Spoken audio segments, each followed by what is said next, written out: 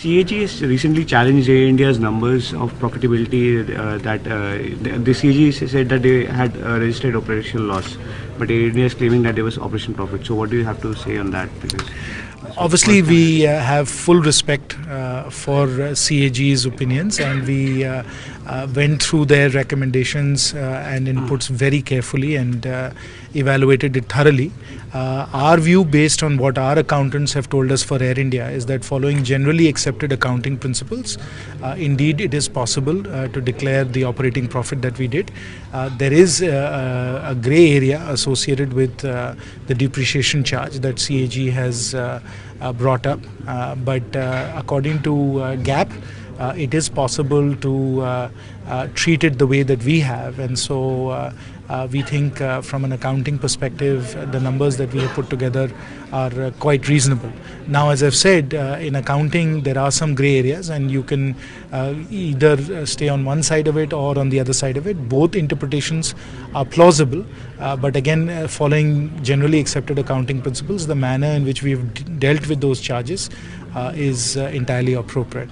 So with Delhi government cutting ATF, do you expect other states also to come on board when it comes? We would of course like ATF prices and tax rates to come down in all states, certainly because of Udan. Most states now have signed that MOU, and so Udan flights across the board are going to be able to get the lower tax rate.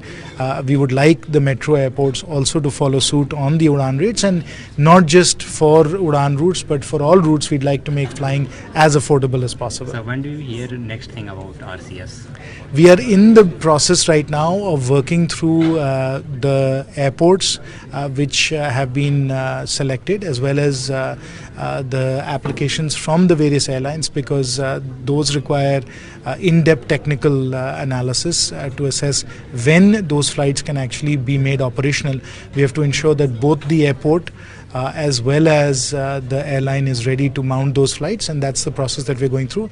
But within a few days we will be announcing the entire schedule of Udan flights, when airports will be operational and when flights will be mounted. So you had a meeting with the regulator on the issues that has been grappling the Pratt & Whitney engines that is used in the new planes. So what is your view on that? Well, we obviously want to make sure that our passengers and our airlines are operating as safely as possible. That is in fact our number one priority. And so we've been doing detailed reviews of the situation associated with the Pratt & Whitney engine. DGCA has taken very thorough steps in that regard, and right now we are very confident that the steps that they're taken are sufficient to address the problem.